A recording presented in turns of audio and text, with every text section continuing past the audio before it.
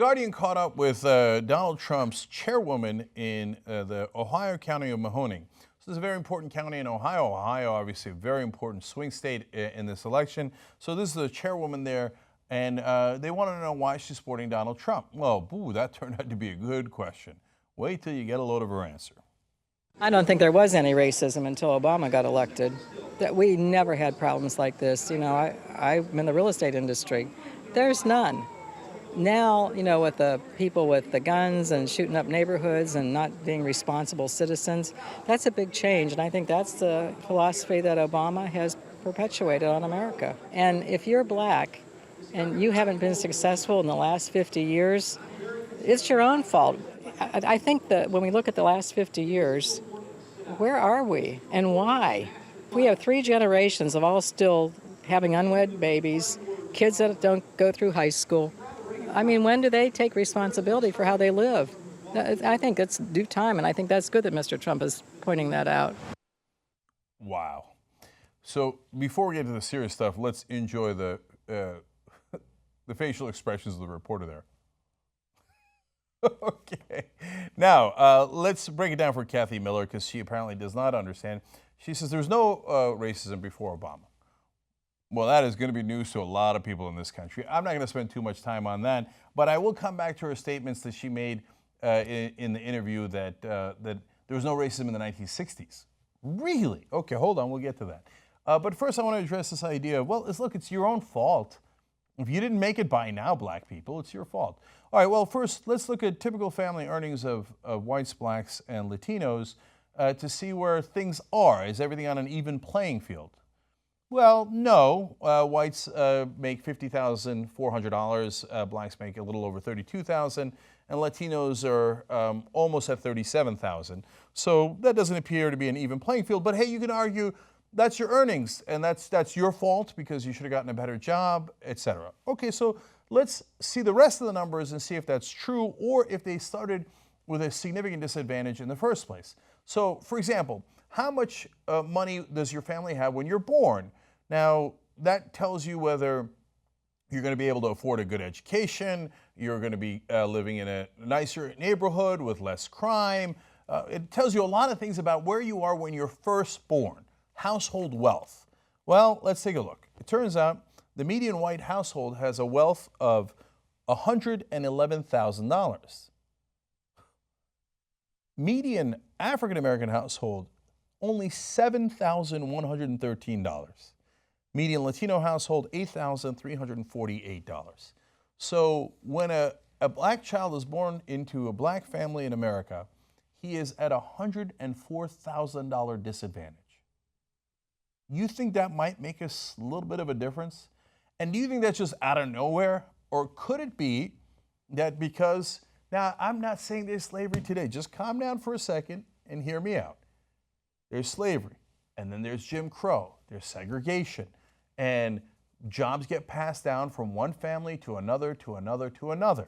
Then yes, there's affirmative action and there are other things, but it takes a while to wear down that legacy of racism and discrimination that has existed in this country for a long, long time.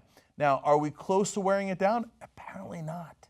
So at this late juncture in the year 2016, still, when a black kid is born into an average black household, he's at a significant economic disadvantage.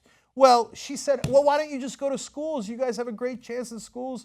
You have wonderful opportunities with schools. Now, here's something interesting. This I was really surprised by. I was surprised at the stark numbers in that first finding as well. But look at this. When an average white person goes to college, they actually wind up getting a decent return on investment. On average, they get $60,000 of wealth returned to them from that college graduation.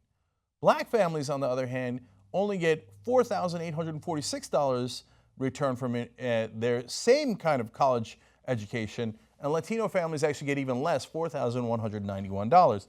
There's a lot of factors for that, but one of the factors is because when you go to get a job, blacks have a harder time getting a job even when they have the same exact qualifications. I'll get to that as well. But first I wanted to go back and talk about high schools too.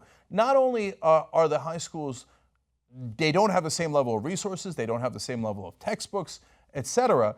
But they also are highly institutionalized, meaning there's far more security and random sweeps. And then when you do random sweeps in high schools, what do you find? I know in my high school, you would have found a lot of joints. And then those guys would have been put to prison, etc. If you put cops in our high school, you know what would have happened? Kids would have talked back to the cops, and then they go to prison. And so do blacks get that more than whites in this country? Yes. So the Atlantic explains, in schools where students of color accounted for more than half of the student body, the probability of the school using a mix of metal detectors, school police, and security guards on random sweeps was 2 to 18 times greater than at schools where the non-white population was less than 20%. They controlled for high crime areas, they controlled for every other factor, and found out that no, if you're in a predominantly black school, you're going to get a lot more security, 2 to 18 times greater than if you were in a predominantly white school. And when you have that extra security, it's not there to protect you. Oftentimes, it is there to put you in jail. And then you start the school to prison pipeline. But if you ask Kathy Miller, she's like, what are they complaining about? Because Kathy, your kids don't go to those schools. You didn't have that experience. And if your kid went to college, he wound up getting a nice return out of that. But you didn't have the experience that black people do. They go to college, they don't get as good a return if they made it to college, if they got it out of their high schools in the first place. Okay. And then finally, you're going to get a job. And Kathy says, oh, it's no problem, man. Now you just get a job. What's the big deal, right?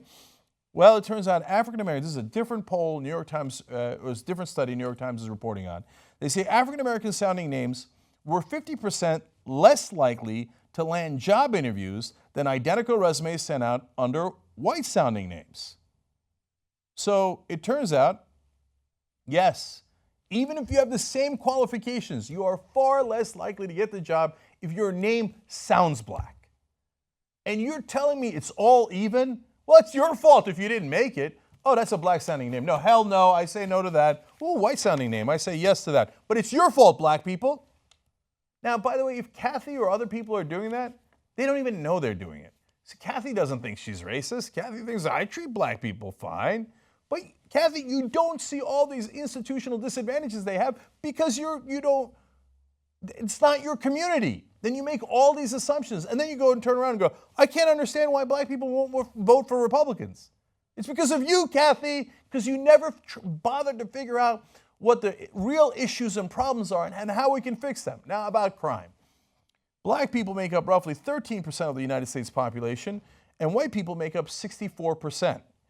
Black people make up 40% of the prison population, and white people 39%. So even though they're a small percentage of the country, they make up a huge percentage of the prisoners. This is when right-wingers go, you see that? We knew they were criminals. Well, first of all, I just told you about the school-to-prison population, the pipeline. I can tell you endlessly about many other factors that lead into that, but let me just give you one stat that is symbolic of all of them.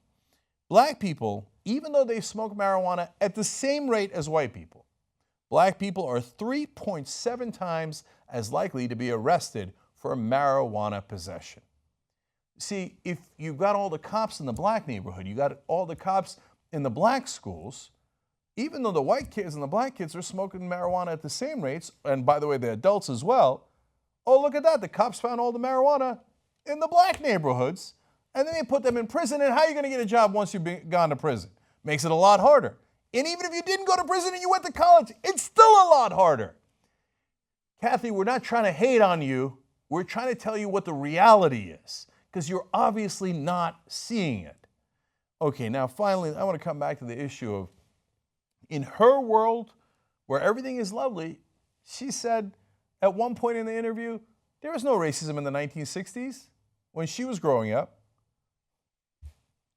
Hey, Kathy, there was no racism against you because you're lily white. You see, that's not how the racism went back then. Okay, or today. So let me show you what happened in the 1960s. As we look at the diner scene here, this might be some familiar scenes for you guys. That appears to be some racism. Now, those were brave civil rights protesters, both black and white, by the way, who were doing a great job of protesting for all Americans' rights. But yes, those were oftentimes Southern racist whites who did all that, plus they'd pour hot coffee on them, plus the KKK would be waiting out for them once they got outside the diner late at night. And then there were, of course, the dogs. And Kathy, though, didn't see any of this in the 1960s. She thought there was no racism because in her perspective, in her world, no dog ever attacked her for being white. And then there's this, and that's Selma, Alabama. Kathy never got a baton upside the head for trying to exercise rights that she actually had. And more of this. She never had to go through any of that. She had all her rights and nobody ever tried to take it away from her. What racism? And this. So yes, Kathy, there was some racism in the 1960s. Yes, there was some racism in the country before Barack Obama. And no, it is not Obama's fault that African-American men are being killed at disproportionate rates by cops. Because if you think that there's no racism now or that Obama created it, I got bad news for you. That racism is still around. Here's Alton Sterling, shot dead on the ground. Cops were right on top of him, but they shot him in the chest anyway. And here's Philando Castile. He was a legal gun owner and explained that to the cop. The cop told him to get his wallet. When he went to go get his wallet, shot dead. Now, Kathy, I bet there's a lot of legal gun owners near where you live, but they don't experience this. And then, of course, just this week, there's Terrence Crutcher in Tulsa, Oklahoma. 40-year-old dad going home to see his kids, sings in the church choir. His car got stuck in the middle of the highway. Instead of coming to help him, and he had his hands up, completely unarmed. He was not the suspect. They shot him dead anyway. There's some chance, Kathy, that the world is a little different than how you see it. So if you could open your eyes a little bit, you might learn something. So I don't know that Kathy Miller has terrible intent. I do know that she has terrible ignorance. Now, there is a little bit of good news. She did resign today, and which I'm a little bit surprised by, given how Trump usually says this type of things himself and doesn't back down from it. But in this case, they had a little bit of political savvy and decided, hey, the idea that Barack Obama created the racism in America and that it didn't exist before might be a tad preposterous, even for the Trump campaign. So Miller is no longer working there. Well, what's more important than people getting fired or not is that we all learn from this. Know the reality, know the facts. And just because you didn't experience it doesn't mean that it doesn't exist. Because for a lot of people in America, racism most definitely exists. It existed before Obama, and unfortunately, it still exists today. And it isn't him, it's the system. At the Young Turks, we believe in change. We believe we can change the media, make it more independent. Come do it with us. tytnetwork.com/join.